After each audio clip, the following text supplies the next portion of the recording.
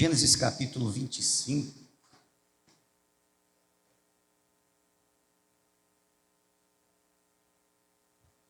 Versículo 27.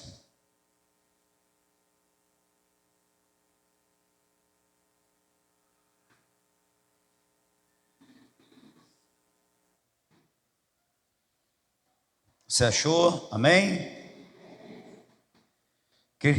Cresceram os meninos. Esaú saiu perito, caçador, homem do campo. Jacó, porém, homem pacato, habitava em tendas. Isaque amava Esaú, porque se saboreava de sua caça. Rebeca, porém, amava Jacó. Tinha Jacó feito um guisado, um cozido ou um cozinhado. Quando esmorecido veio do campo Esaú, e lhe disse: peço-te que me deixes comer um pouco desse cozinhado vermelho, pois estou esmorecido. Daí chamasse Edom. Disse Jacó: vende-me primeiro o teu direito de primogenitura. Ele respondeu: estou a ponto de morrer, de que me aproveitará o direito de primogenitura? Então disse Jacó: jura-me primeiro. Ele jurou e vendeu o seu direito de primogenitura a Jacó. Deu, pois, Jacó a Esaú pão e o cozinhado de lentilhas. Ele comeu e bebeu, levantou-se e saiu. Assim, desprezou Esaú o seu direito de primogenitura. Amém?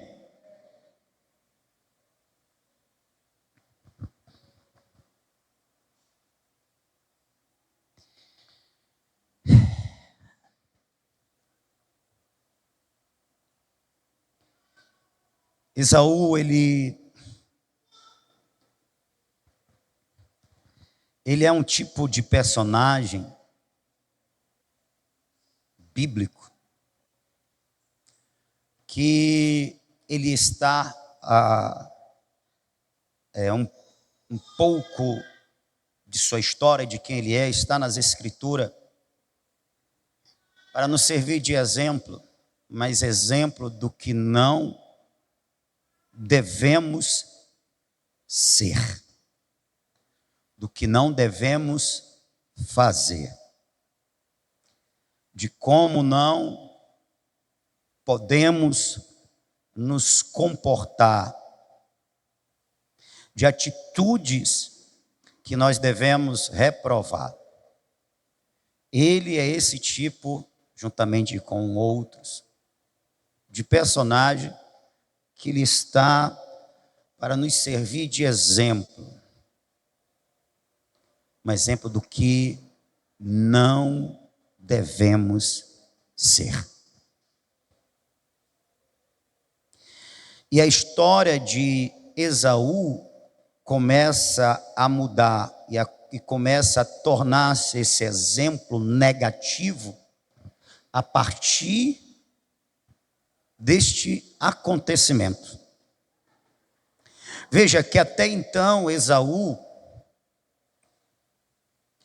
ele é descrito como um homem corajoso,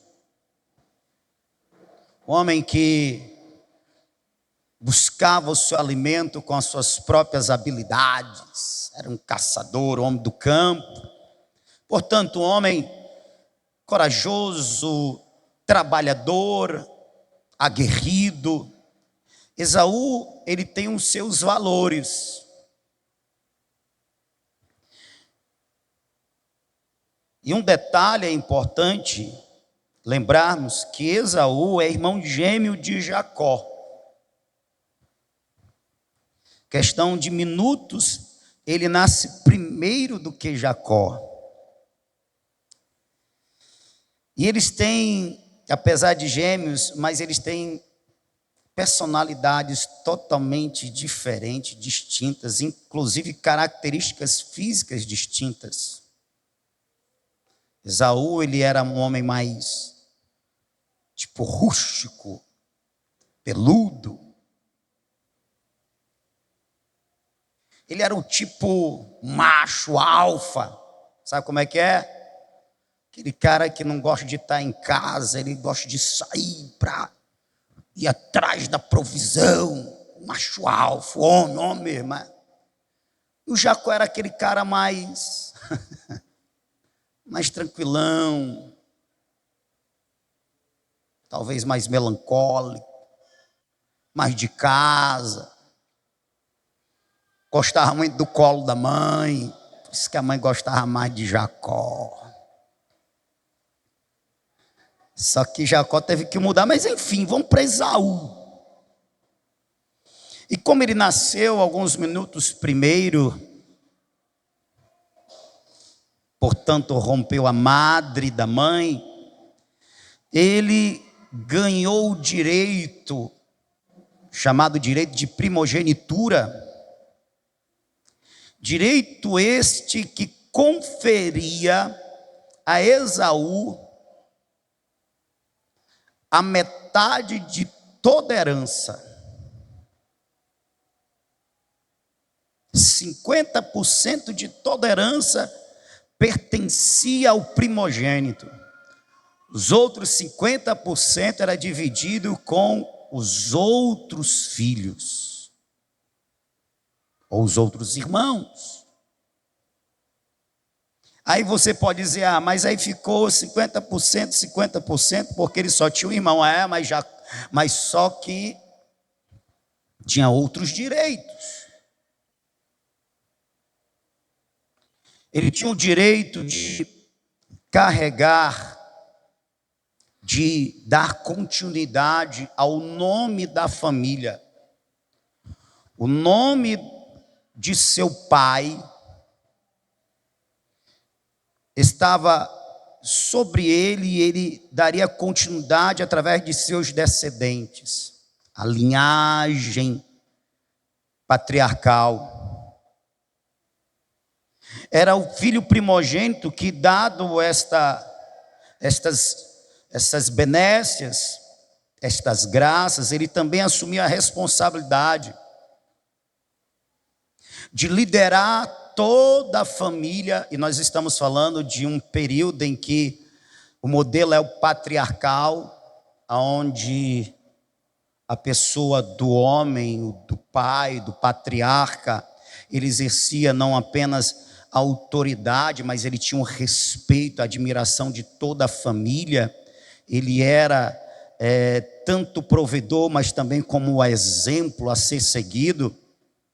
E nós estamos falando de um tempo em que as famílias, os filhos, ao formarem famílias, eles não iam para longe, eles ficavam perto. Se tinha-se um terreno grande, as casas eram construídas neste terreno e as famílias eram tudo muito próximas. Então o neto tinha acesso ao avô, mas o avô não era visto como aquele senhor velhinho.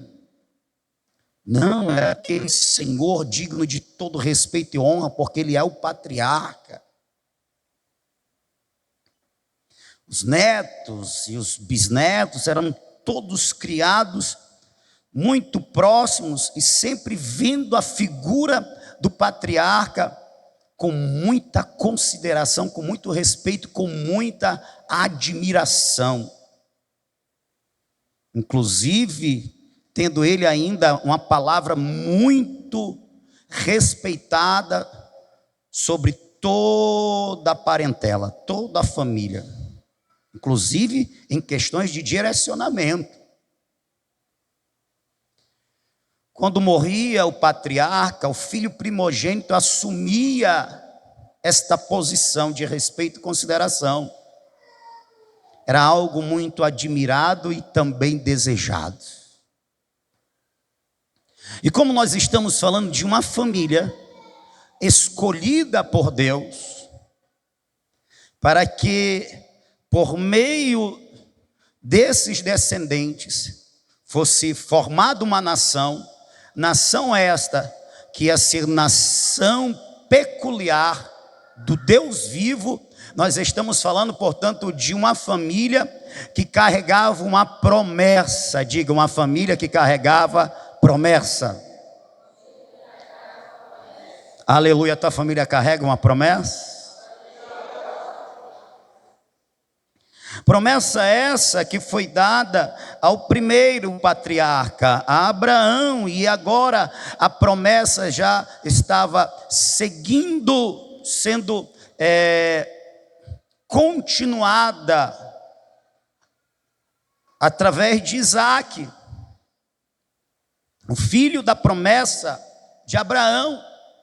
E agora Isaque gerou filhos, e o primogênito é Esaú. Logo, por tradição, Esaú é aquele que, além de todas essas benécias, ele ia carregar a promessa. Deveria ser assim por tradição.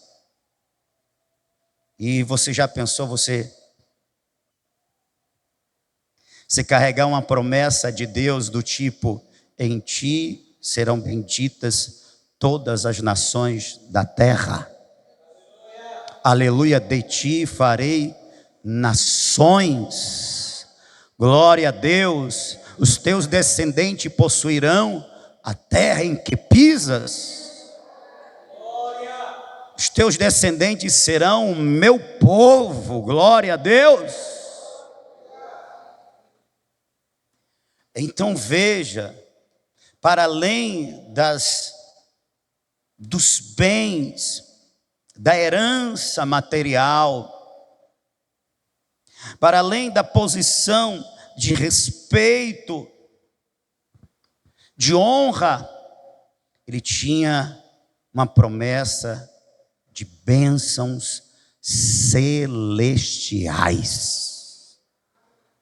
Era uma promessa do Deus vivo, irmão. Glória a Deus. Esaú, ele cresce sendo conscientizado desta bênção, dessa dádiva, desse privilégio, desta honra. Ele cresce ouvindo isso, ele sabe disso. Só que Esaú é o cara que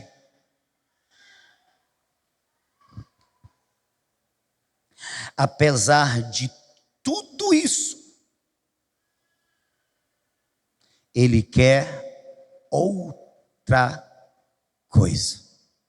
Ele quer outros bens. Ele quer, portanto, outra forma de viver.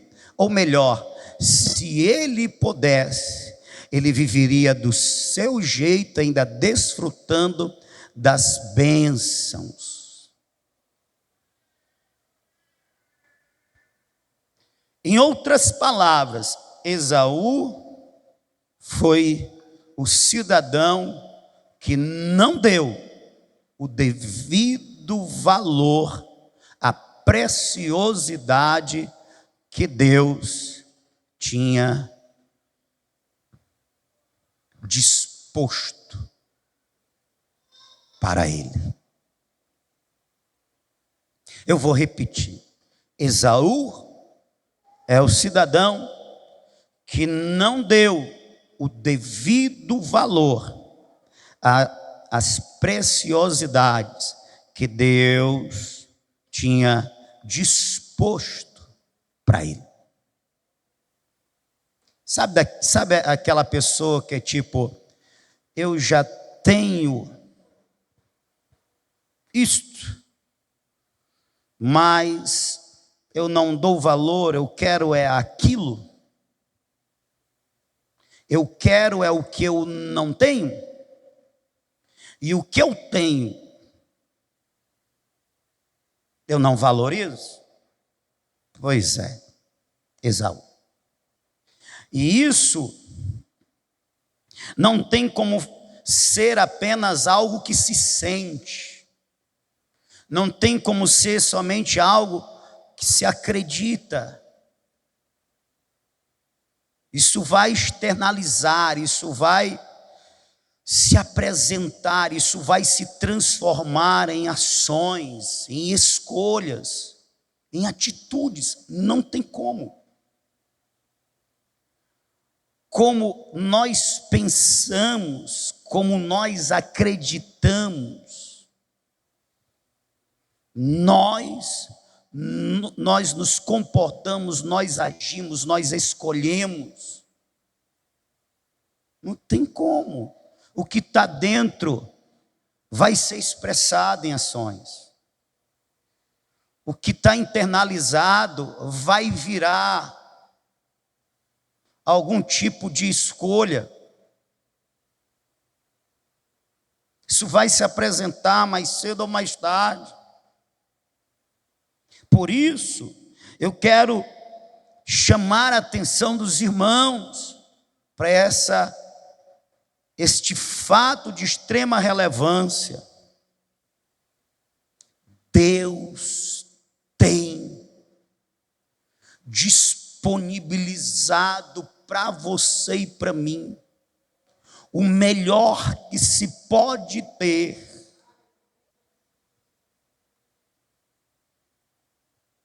Deus tem nos dado um melhor e maior tesouro. Ele tem dado a Ele mesmo.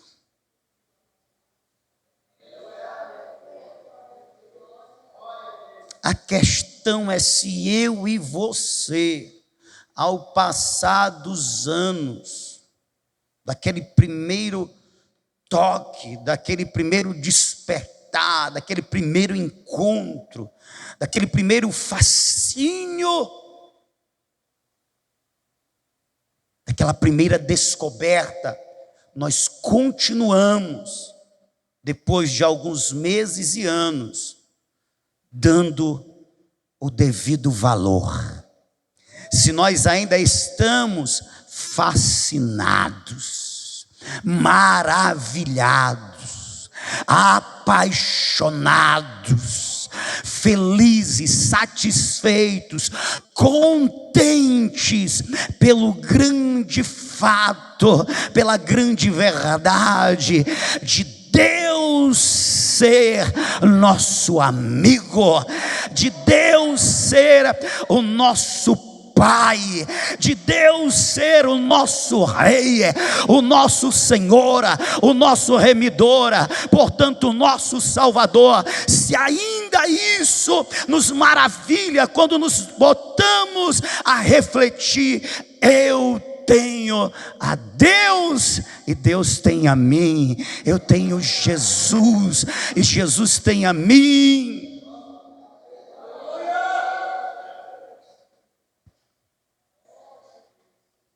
A questão, irmãos, a questão é essa. Porque Esaú, certamente ele cresceu ouvindo de seu pai Isaque: você é meu filho primogênito, você vai ficar no meu lugar, você vai dar continuidade à promessa que eu recebi de meu pai Abraão. Deus falou com ele, Deus falou comigo, e quando chegar o seu tempo, Deus vai falar com você, meu filho. Ele cresceu ouvindo isso.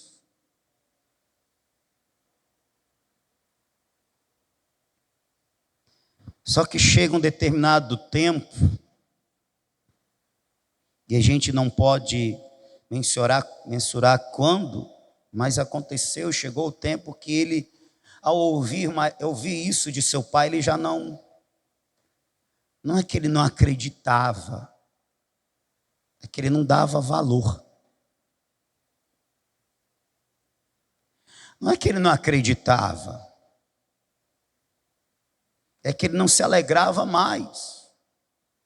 Isso não mais lhe inspirava. Isso não fazia mais os seus olhos brilharem, seu coração bater forte, um sorriso no seu rosto. Quantos crentes estão morrendo com o tempo, perdeu o brilho nos olhos, está até dormindo na hora da palavra. Quantos crentes perderam o brilho nos olhos? Quantos crentes não mais se alegram pelo fato de serem filhos de Deus? Você prestou atenção no que João disse? Veio para o que era seus, os seus não o receberam, mas todos quanto receberem, deu-lhes o direito. Deu-lhes o direito. Era algo que não tínhamos. Deu-lhes o direito de serem feitos filhos de Deus, a saber, os que creem no seu nome. Aleluia. Nós temos que voltar, irmão, a sorrir. Nós temos que voltar aos nossos olhos brilharem, o nosso coração bater, nos inspirarem quando nos lembrarmos de quem nós somos em Cristo Jesus. Nós temos que, suspirarmos, oh aleluia, ao lembrarmos das promessas de Deus na nossa vida. Irmão, por mais que você e eu tenhamos promessas de coisas terrenas, mas essa não é a promessa. A nossa bendita esperança é bem maior do que qualquer coisa passageira, momentânea, terrena. A nossa bendita esperança é a certeza que o nosso Senhor, Ele voltará. O nosso Salvador, Ele voltará. Ele virá outra vez.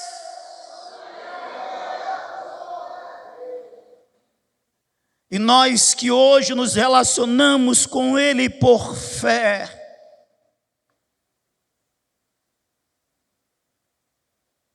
ou seja, numa expectativa, numa esperança do que não se vê, do que não se toca. Oh irmão, aleluia, quando Ele voltar, uma das maravilhas que vai acontecer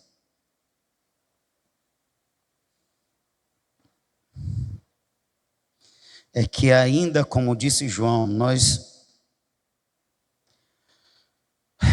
não somos, nós seremos semelhantes a Ele. E como disse o apóstolo Paulo, nós agora trazemos a imagem do primeiro Adão.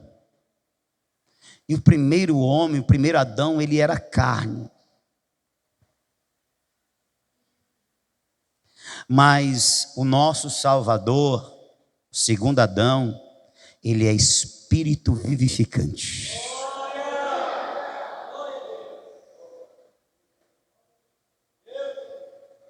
E nós seremos semelhantes ao Senhor Jesus. Receberemos um corpo espiritual. Você já parou para observar que depois da ressurreição do Senhor Jesus, porque a primícia dos que dormem, a primícia dos que morreram, ele é o primeiro a ressuscitar com um corpo glorificado. Depois da ressurreição dele, aqueles que andaram bem perto dele tinham dificuldade de reconhecê-lo. Até Maria teve dificuldade de reconhecer. Ela só reconheceu quando ele disse Maria. Assim, só um me chama desta maneira. Só um tem esse timbre que penetra a carne e atinge o âmago da minha alma. É o meu Senhor. Mas visualmente ela não conseguiu identificar. E assim foi com Pedro, e assim foi com João, quando ele estava lá na beira do mar, esperando eles chegarem de uma pescaria frustrante. Eles demoraram para reconhecer, e assim foi com os discípulos no caminho de Emaús. Por quê? Porque ele não tinha mais aquele semblante de dor, de ser humano cansado por este mundo, atingido pelo pecado, e ser humano também este atingido pelo pecado, desconfigurado, por assim dizer.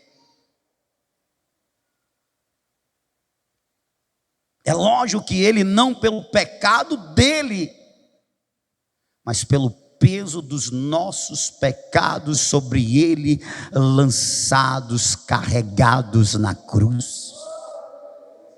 Ele não tinha mais aquele semblante de homem de dores, cansado do labor da vida, cheio de expressões de cansaço. Não, era o corpo ressurreto. Aleluia. Eu tenho certeza que ele tinha que conter o resplendor da sua glória, para não assustar, aleluia, os discípulos. Oh, aleluia, para ser reconhecido pelos discípulos. Nós receberemos um corpo semelhante, é um corpo mais espiritual. Hoje é corpo carnal, mas nós receberemos um corpo espiritual, aleluia, assim como ele é, nós seremos, aleluia.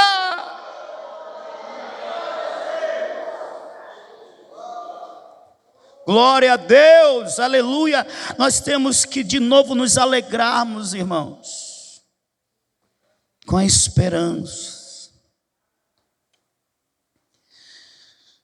Foi o que faltou em Esaú,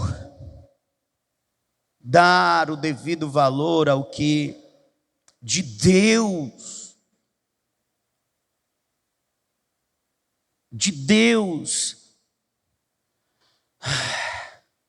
ele receberia. Esaú, ele fica conhecido como este homem que troca a primogenitura, portanto, tudo que ela representava, inclusive a aliança com Deus, porque aquela família era especial. Trocar a primogenitura e tudo que ela representa por um prato de lentilha. Irmãos,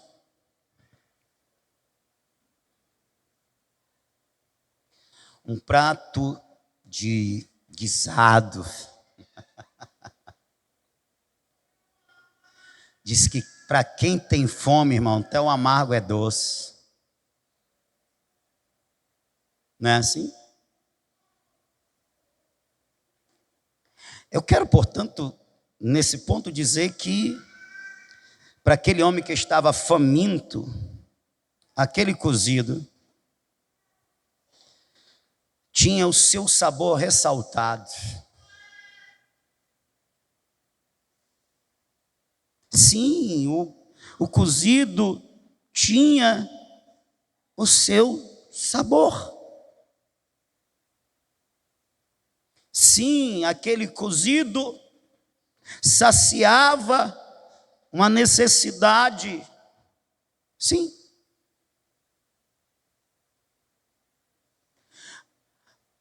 Mas, se comparado às coisas que de Deus advém, tudo, por mais que supra uma necessidade, por mais que tenha o seu sabor, Quem está me ouvindo? Tudo é prato de lentilha. Em outras palavras, não era nem para se comparar. Não tem comparação. E aí eu me lembro do apóstolo Paulo, que escrevendo aos Coríntios, e ele falando da questão dos sofrimentos que nós passamos, por nossa identificação com Cristo e por nossa disposição de a Cristo servir. Ele diz: mas as aflições deste tempo presente não são para se comparar com a glória que em nós há de ser revelada. Glória a Deus. Você parou para pensar na profundidade dessa verdade? As aflições deste tempo presente não são para se comparar com a glória que em nós há de ser revelada. Você já parou para pensar nisso? Você já parou para pensar tribulação, e o oposto disso na frase é glória. Sofrimento, glória. Aí alguém pode, mas pastor, tem sofrimento que é terrível. Eu não vou dizer que não seja. Existem dores e dores, pastor. Dor de perder uma pessoa amada, um familiar. Estou falando de parente, familiar, pai, mãe, filho, esposo, esposa.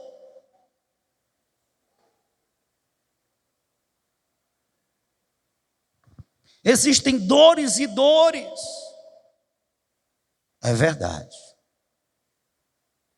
Mas se nós pensássemos mais no que é a promessa, no que a cruz nos garante, toda dor, por mais intensa, por mais dolorosa que seja, não se compara com o que para nós está reservado. Quer ver? Preste atenção. Por mais que você, ao perder um ente querido, próximo, você leve a vida, o resto da vida toda, sentindo esta perda, com o tempo ela vai sendo aliviada a dor, bem intensa nos primeiros dias, por isso o processo de luto. Mas veja,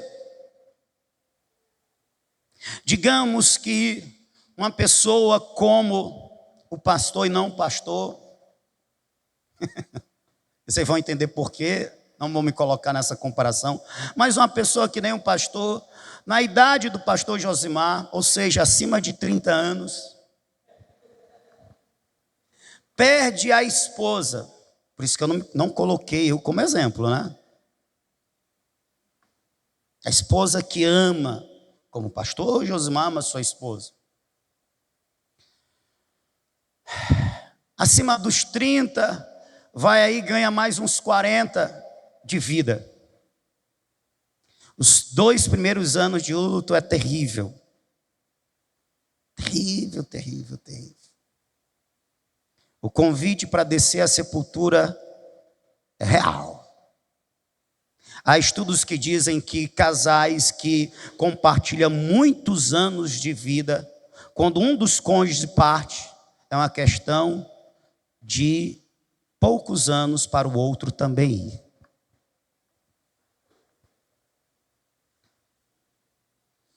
E tem a questão, sim, afetiva, emotiva aí. Então, digamos que nesse exemplo, ele vai ganhar mais 40 anos, dependendo do caba, né? Passou o luto, já está casado novamente. Sofreu uns 2, 3 anos. Intenso e é doloroso. Mas digamos que ele vai e guarde esse luto e vive uns 40 anos sofrendo, e sofrendo, e sofrendo, e sofrendo. Mas ele está com Jesus, ele encontra consolo, sim ou não? Ele está com Jesus, o seu sofrimento é aliviado pelo consolo, o seu sofrimento é aliviado pela esperança, o seu sofrimento é aliviado pela presença do Espírito de Deus que renova, que fortalece. Amém?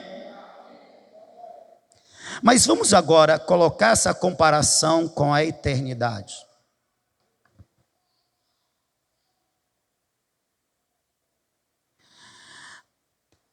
Eu não sei se você percebeu, mas muito dos incômodos que nós sentimos, o desconforto tanto no corpo como na alma, ele é resultante desta vida corrompida, deste mundo corrompido, deste ser corrompido que nós somos pelo pecado.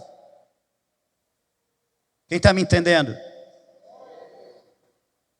Frustrações, desilusões, cansaços, dores, doenças, tudo são coisas desta vida, porque do pecado que bagunçou tudo, afetou o nosso corpo, nossa alma, o nosso ser. Portanto, a sociedade, por melhor que ela seja, só que no estado eterno, não haverá nada disso. Não é que não vai haver só morte, não vai haver mais enfermidade, não vai haver tristeza, não vai haver cansaço, não vai haver decepções, não vai haver frustrações, não vai haver nada disso.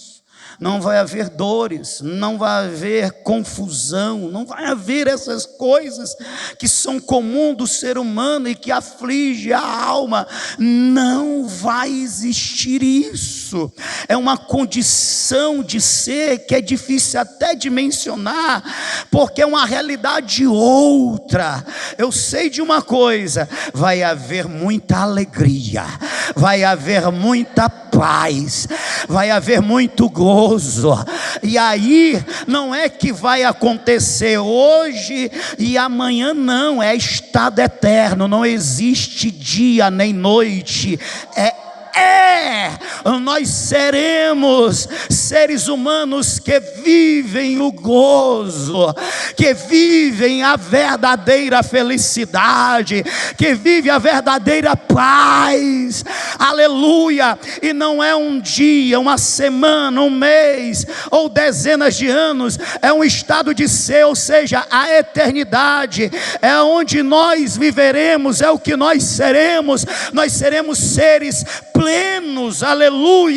O que nos foi tirado por causa do pecado, aleluia, nos será dado por causa da justiça de Cristo Jesus, aleluia. O que nos foi arrancado pelo primeiro Adão quando ele pecou, nos foi conquistado novamente na cruz pelo segundo Adão, que deu a sua vida por nós.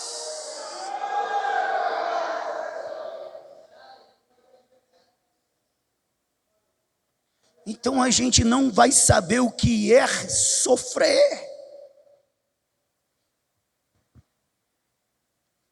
Sabe aqueles momentos em que a gente é encontrado por Deus? Eu não estou falando da conversão, estou falando daqueles momentos que a gente busca o Senhor e a gente sente a presença de Deus. Oh, aleluia. E aí, sabe, se a gente está buscando porque algo está nos afligindo, aquela aflição É como se ela fosse dissipada, a gente não sente mais a aflição, a gente sente o gozo, que é uma reação da alma em contato com a presença santa, gloriosa, poderosa, amorosa, graciosa do nosso Deus. Sabe essas sensações que nos levam às lágrimas? E como a gente não é um povo que busca a Deus só porque estamos tristes, ou porque estamos em algum conflito, não, a gente busca a Deus porque a gente quer o poder de Deus para servi-lo. E aí o poder de Deus vem, uau, uau! É algo tão indescritível que dá vontade de pular, dá vontade de gritar, dá vontade de correr, dá vontade. É ou não é? Uau!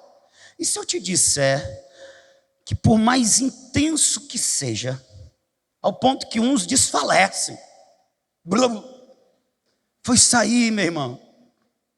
Oh, meu irmão, foi tão poderoso quando me faltou as forças. Uou! Por mais intenso que seja, mas é algo tão ínfimo do que será na eternidade. Eu digo que é algo muito ínfimo, muito limitado, porque este corpo, essa carne não pode sentir, aleluia, intensamente o que é de Deus. Mas nós vamos receber um corpo glorificado que pode receber muitos. O que eu estou tentando dizer para você, meu irmão, é que essas experiências a níveis sensoriais que nós temos aqui é uma vez ou outra, quando nós, aleluia, nos deparamos com Jesus no Monte da Transfiguração, ou com o Pai no Monte Sinai, aleluia, ou com o Espírito no dia de Pentecoste, algo semelhante, e aí a gente fica, meu Deus, aí tem gente que treme, aquele negócio todo, sabe, a nível sensorial é tão maravilhoso, tão tremendo, mas isso é uma vez ou outra, uma experiência ou outra, aleluia. Eu quero te dizer, irmão, na eternidade é o que nós sentiremos, é o que nós viveremos, aleluia, e não é uma vez ou outra, é o que vai ser, é o que é, aleluia. Se aqui o que nós mais experimentamos são sofrimentos, são cansaços, essas coisas naturais desta vida, nós viveremos o que é natural da vida eterna, meu irmão, aleluia. E comparando com as aflições do tempo presente, não há comparação, não há comparação. Por mais que soframos aqui, aleluia, mas o que nós vamos desfrutar, é infinitamente melhor, maior, aleluia. Não é temporal, não é um momento, é eterno. Será que você, aleluia, pode glorificar o Senhor? Porque para você ter esse direito, Ele pagou um alto preço na cruz. Ele pagou um alto preço na cruz. Não seja como Esaú. Não fique suspirando pelos pratos de lentilha. Não fique se agarrando às dificuldades dessa vida para se justificar diante de Deus que você tem razão de estar como está. Não! Não! Lembre-se da promessa. Valorize a promessa. Renove a tua alma com o que Cristo garantiu para você no Calvário. Dê valor ao sangue derramado na cruz. Dê valor ao preço que foi pago para que você tivesse o teu nome escrito no livro da vida. Dê valor ao que Jesus fez e está fazendo por você. Não seja Esaú.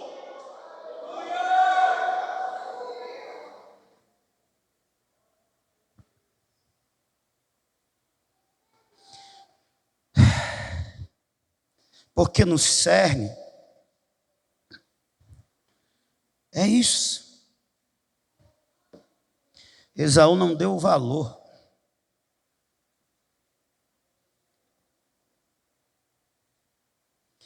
Quando ele troca por um prato de lentilha, é o que para ele se assemelha.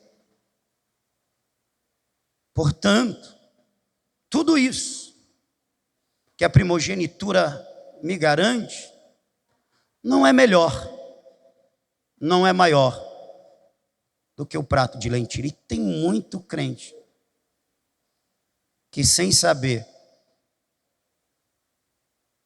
está sendo assim na presença de Deus. Sabe qual é a grande questão, irmão? Diferente de mim e desse irmão que está do seu lado, Deus, Ele conhece o coração. A avaliação de Deus vem a partir do que Ele conhece do nosso íntimo. Mesmo aquelas coisas que de mim é desconhecida, mas é conhecida por Ele. Que pode acontecer de alguém estar sendo um Esaú, colocando no mesmo nível os dons de Deus, no mesmo nível do prato de lentilha, das coisas desta vida, e não está se apercebendo. Mas o fato de não estar se apercebendo não significa dizer que ela não está destratando. E Deus, que conhece o coração, é isso que Ele está recebendo, esse descaso, esse desrespeito.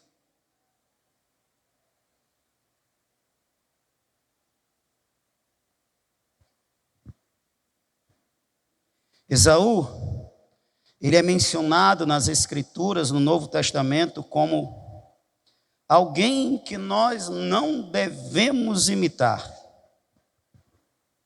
O autor dos Hebreus, no capítulo 12, versículo 16, ele diz: e ninguém seja fornicador ou profano como Esaú, que por um manjar vendeu o seu direito de primogenitura. Manjar é algo que é saboroso. É algo que é atraente. É algo que na esfera da parte da alimentação é algo que é desejável. Mas nem tudo que é desejável, nem tudo que lícito continua sendo lícito, quando a nível de comparação está no nosso coração, no mesmo nível de valor do que as dádivas divinas. Quem está me entendendo? Tem algum problema em comer um cozido? Não. O problema é quando o cozido, que não é pecado, é comparado e é colocado no mesmo nível do que as promessas de Deus.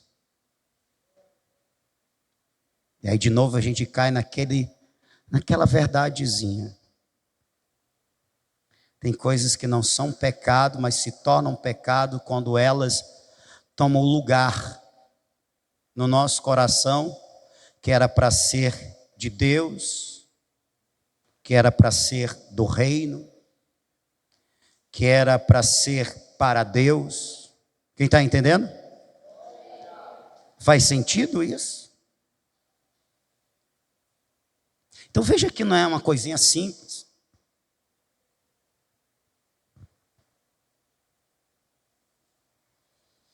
Veja que a questão do Esaú não é coisinha simples. A gente podia usar como comparação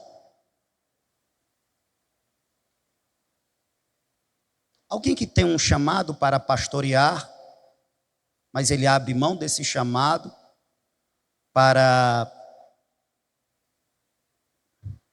trabalhar no secular, porque no secular, nesse trabalho, nessa profissão, nessa formação que ele tem, etc e tal, ele vai ganhar melhor e ele vai ter uma condição de vida melhor, tanto para ele como para a família dele. Veja, parece ser algo sem pecado.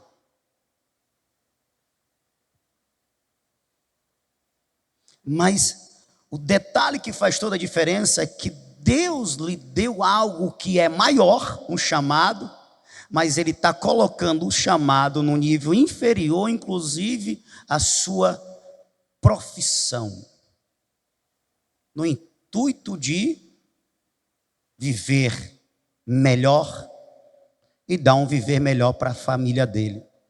É Esaú.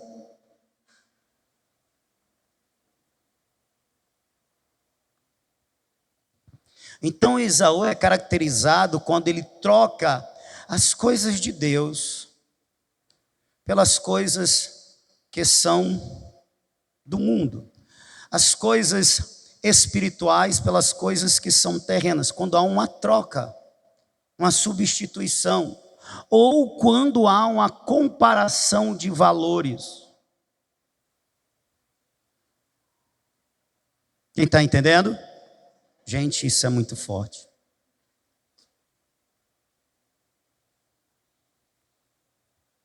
Enquanto tinha lá o Jacó,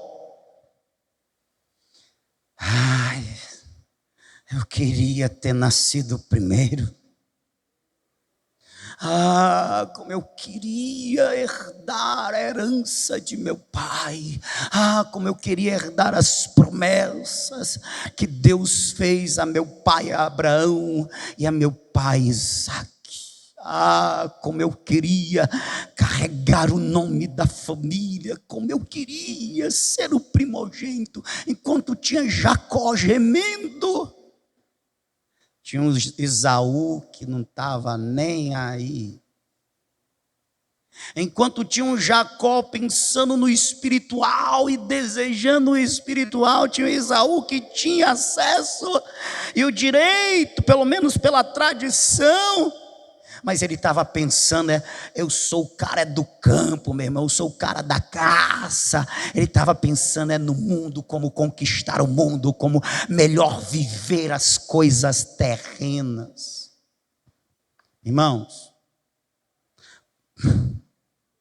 isso daqui sou eu, como disse o apóstolo Paulo, digo eu, não o Senhor, mas eu julgo ter a autoridade de Deus.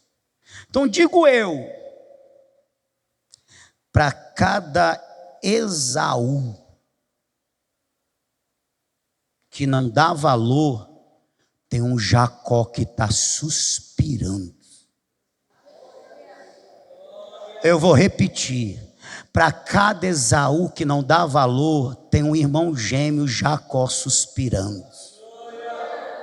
Aleluia. E é uma questão de tempo de Deus tirar de Esaú e entregar a Jacó, porque quem pede recebe, quem bate a porta se abre, quem busca encontra, quem tem sede tem água para beber, quem tem fome tem o pão da vida.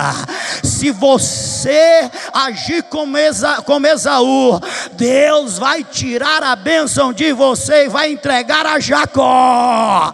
Aleluia. Mesmo que Jacó seja desmantelado, mas Deus é profissional, aleluia, especialista em pegar o desmantelado, ajeitar ele e fazer dele um adorador do seu nome, alguém que vai valorar a promessa dele.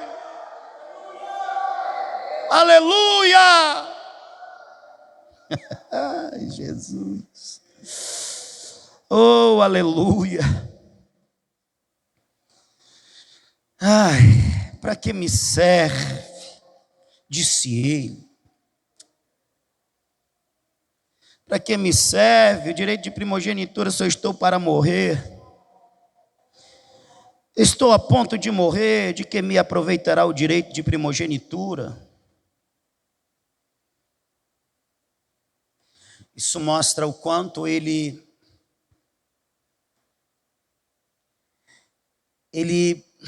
por falta de dar valor, ele não se aprofunda no que a ele estava sendo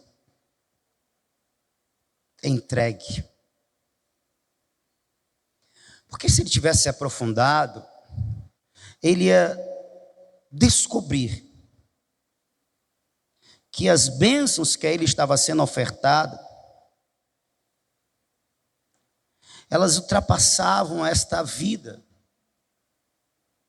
porque diz respeito à aliança com Deus, portanto, há questões de eternidade. Ele não consegue descobrir o que Moisés descobre, o que o próprio Abraão, o que o próprio Isaac. E ao descobrir que era para além do terreno,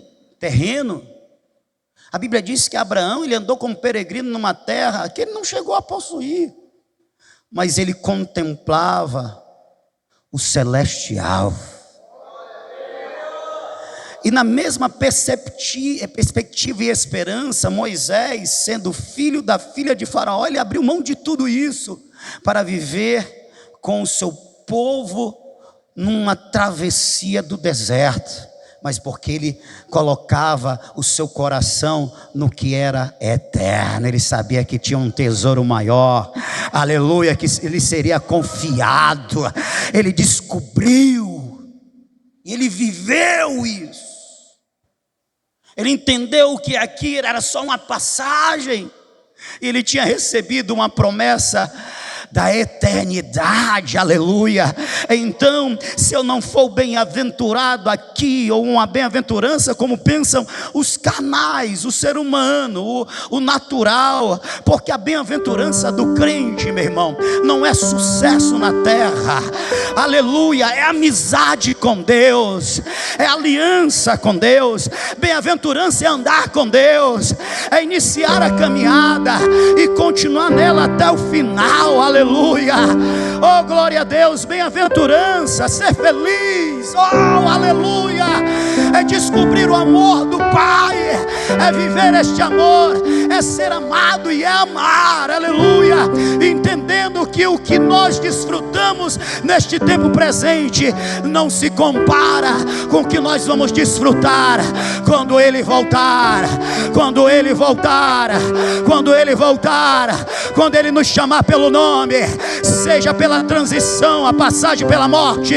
ou seja, no dia da ressurreição, aleluia, nada que se compara, é transitório, é passageiro, aleluia, somos peregrinos, forasteiros, oh, aleluia, aqui nós habitamos em tenda, mas existe uma morada eterna nos céus.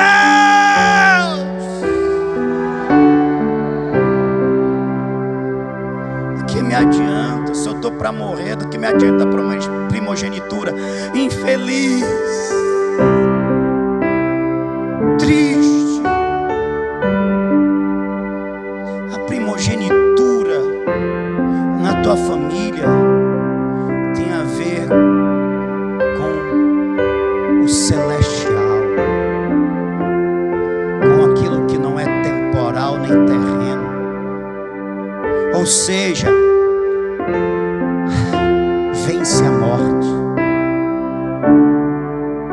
Se tu morrer pela fome, Esaú, dado a aliança, tu vai vai desfrutar o gozo da eternidade. Ele descobriu isso. Tem um bocado de crente que não sabe. Eu li esses dias, eu estou encerrando, acho que é 2 Coríntios 3, 4,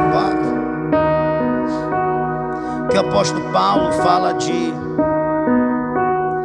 ele fala assim: por isso atentamos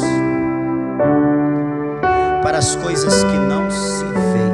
Quem está me ouvindo? Eu quero perguntar, que foi a pergunta que eu me fiz. Nós atentamos para as coisas que não se veem? Porque isso era verdade para ele e para a igreja de seu tempo. Não atentando para as coisas que não se veem, porque as coisas que se veem são temporais, ou seja, passageiras. Mas para as coisas que não se veem, que são eternas. Isso significa dizer que Paulo, ele não apenas tirava momentos de reflexão para pensar na realidade da vida eterna.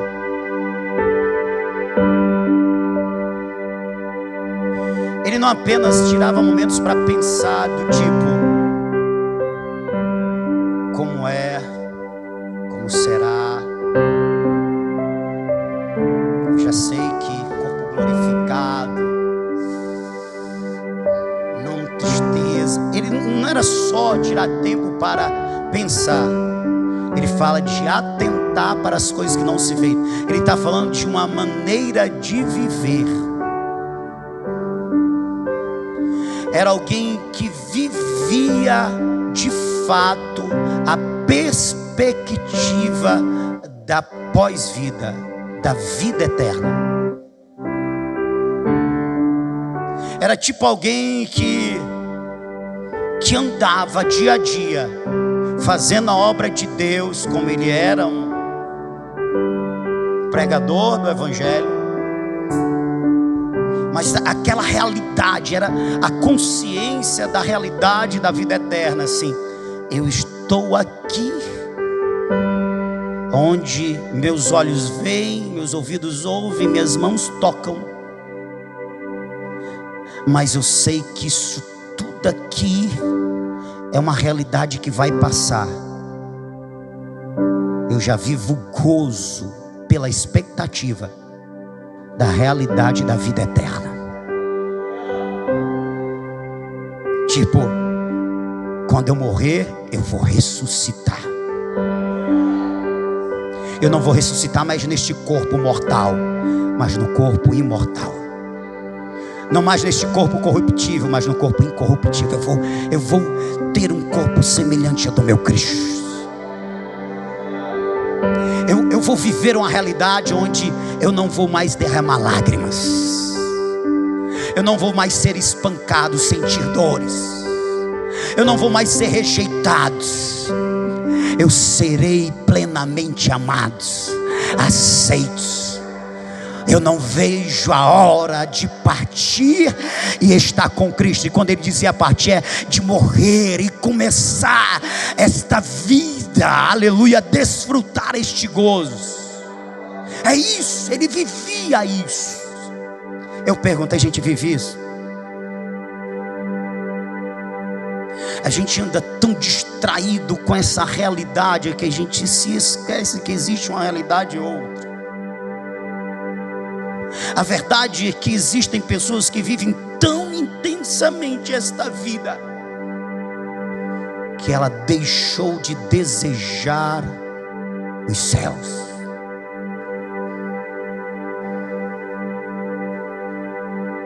E como ela não deseja o céu, para ela também não é interessante contribuir para que os céus irrompam na terra.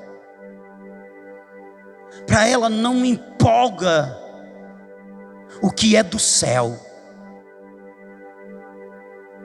Quem está me entendendo? E aí, irmão, se o nosso coração está aqui, irmão, essa vida é esta vida onde a realidade do sofrimento, das angústias, das frustrações, das decepções, é isso. É isso que a gente vai viver, isso que a gente vai experienciar, porque desta vida, é comum nesta vida. Mas nos foi dado em Cristo uma vida outra, chamada vida eterna, irmão. Aleluia, e nós já podemos antecipar o gozo da vida eterna, vivendo essa expectativa. Oh, aleluia, aleluia, aleluia, aleluia, aleluia. Não atentando para as coisas que se veem, porque as coisas que se veem, elas são temporais, são terrenas, mas para as coisas que são eternas, celestiais. Aleluia, é isto que está garantido para aqueles que amam ao Senhor. É esta vida que está garantida para aqueles que amam a vinda do Senhor. Aleluia, e quem atenta para o que é, aleluia, eterno e celestial, irmão, ele suspira, ele não vê a hora de Jesus voltar. Vez a outra, nas suas orações ele diz: Maranata, ora vem Senhor Jesus. Ele não fica como alguns: peraí, Senhor, me dá mais um tempinho, para me provar e se deleitar com os manjares da terra. Não, ele sabe que os manjares da terra na terra ficará, com a terra será destruído. Ele já provou um manjar sobremodo excelente, incomparável na sua relação com Cristo. Ele deseja viver isso e viverá se permanecer fiel até o fim. Eu quero te convidar nesta ceia a você olhar e dar valor e viver essa esperança.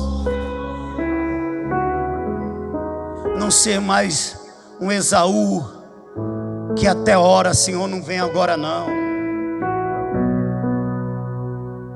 Pior que tem gente assim. Então não tem. Eu já ouvi de crente aqui dessa igreja: não vem não, eu quero aproveitar mais um pouquinho. Pois é, Esaú queria as duas coisas: perdeu a primogenitura. Oh, irmão, o que a igreja primitiva tinha que nós não temos mais? Onde foi que nós nos perdemos? Onde foi que nós nos perdemos? Onde foi que nós caímos? Que a gente deixou de suspirar pelos céus? Onde foi que isso deixou de nos motivar? Onde foi que essas promessas deixaram de nos consolar? Tem gente que não mais se consola. Paulo falou sobre o arrebatamento e disse: consolai-vos uns aos outros com essa esperança. Os crentes não tem mais consolo, porque ele não deseja o céu, ele está amarrado na terra,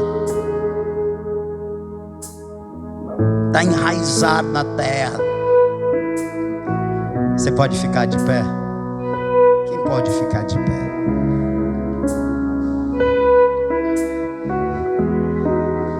Atentando para as coisas que não se veem. Oh, aleluia. Oh, irmão, para de choramingar porque tu não comeu um prato de guisado. Deus te deu a primogenitura.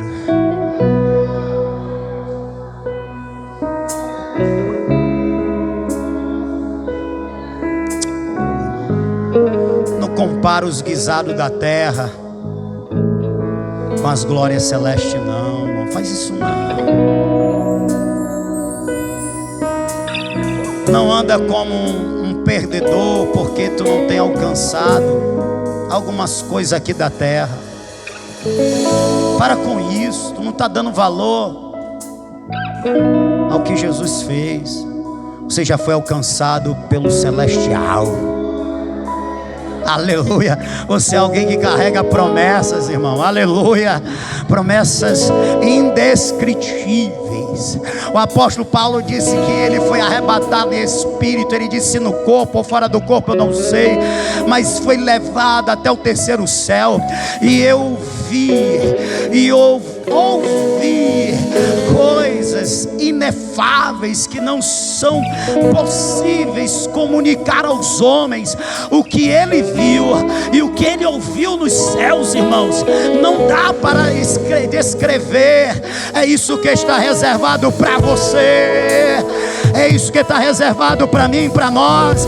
Então levanta a tua cabeça, meu irmão, valorize o que na cruz foi conquistado, se alegre em Deus, se console nessas promessas, se fortaleça nessa esperança, viva como um campeão, como alguém que é mais do que vencedor, porque é isso que você é.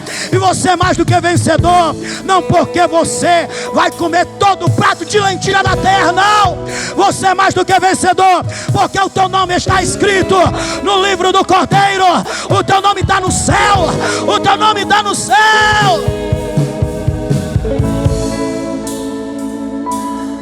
Ste oggi amassento, domai asseri oggi ante che te fai. Você já reparou que os campeões, o patamar mais alto é para aquele que tira o primeiro lugar? Chamar de patamar, né? Primeiro, segundo, terceiro. Irmão, existe algum patamar mais alto do que o terceiro céu? Aleluia. Entendeu? Tem crente aqui que entendeu? O campeão que tira em primeiro lugar e fica no patamar mais alto aqui na terra. Glória a Deus, existe um patamar mais alto do que o terceiro céu, o céu dos céus, pois é para lá que você vai. É por isso que a igreja é mais do que vencedora em Cristo Jesus.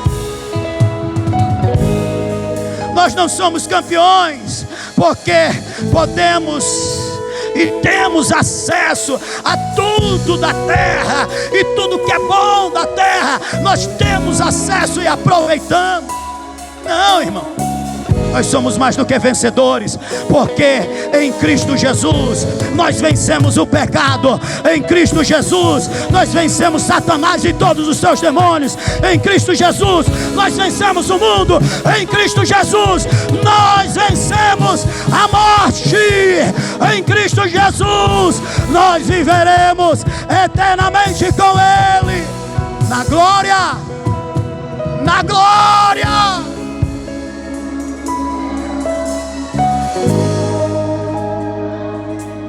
Ste que onde nasce um daraia sé.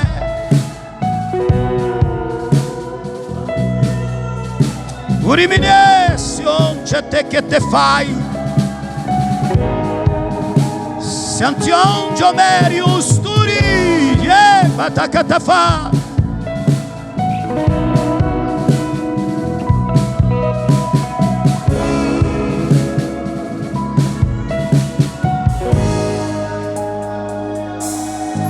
Uriminia sereti o demente adaia sé. Nada de precioso na terra se compara com a preciosidade que Jesus nos garantiu com a sua morte na cruz. Não é para comparar, não pode comparar. Deixa essa tolice, crente. Deixa de ser tolo. Essa comparação é incabível. Não é para existir. É por isso, irmão. É por isso que quando alguém deliberadamente ela decide abandonar a caminhada, a fé, ela é vista como um maldito, um desgraçado. Porque trocar o que é eterno pelo que é temporal é loucura, é tolice, é burrice, é idiotice.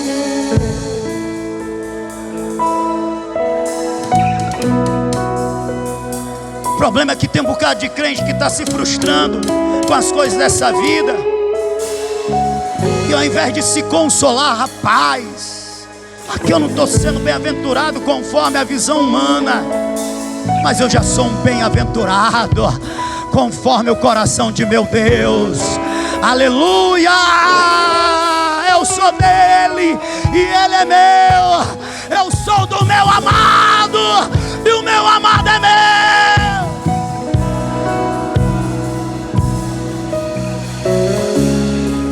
Aqui esteve o Managá.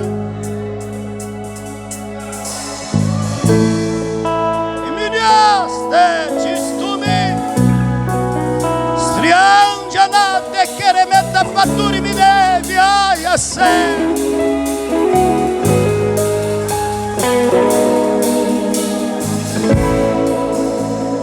Ai, sente que te fa.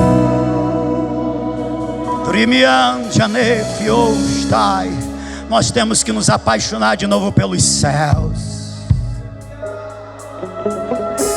Nós temos que de novo suspirar pelos céus. E quando eu digo suspirar pelos céus, se apaixonar pelos céus, eu me refiro ao Pai, ao nosso Deus, e a tudo que Ele ama e representa. Aleluia. Porque só crentes apaixonados vão falar apaixonadamente.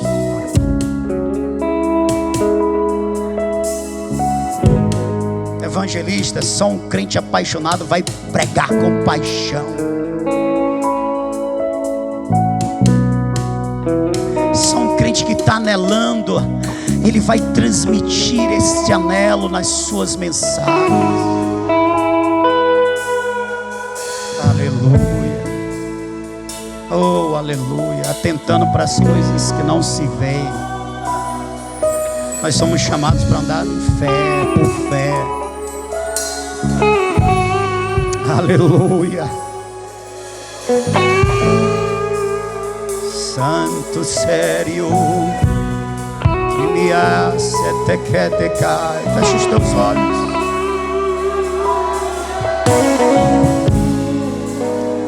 Fecha os teus olhos. Você já sabe, hoje é culto de ceia.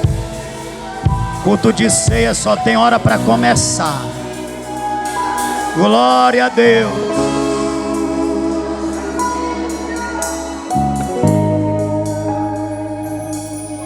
Me deparei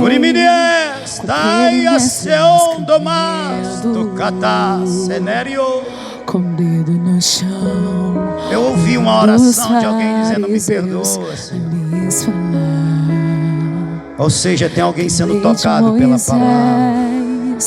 Me condenava. O Espírito Santo tem falado com alguém. Então ore. Então ore. Então ore. Aí nós conseguimos compreender porque o apóstolo Paulo dizia: eu não tenho a minha vida por preciosa.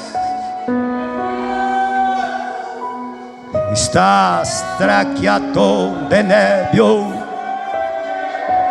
Aí dá para compreender porque Paulo disse: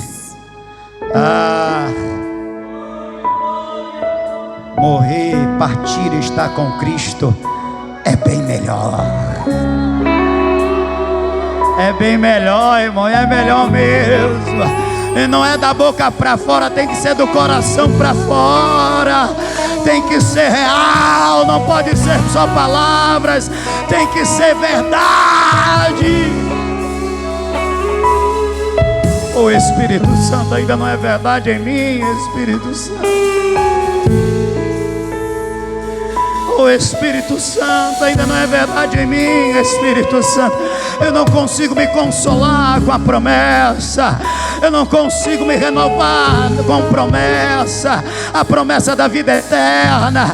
A aleluia, dos céus, do arrebatamento, da ressurreição. Eu não consigo me motivar com esta promessa. Espírito Santo, me renova, me renova, me renova, para que eu dê valor à primogenitura, porque eu estou valorando mais o prato de lentilha, mas eu quero valorizar aquilo que o Senhor me deu. Me ajuda, Espírito Santo, me ajuda.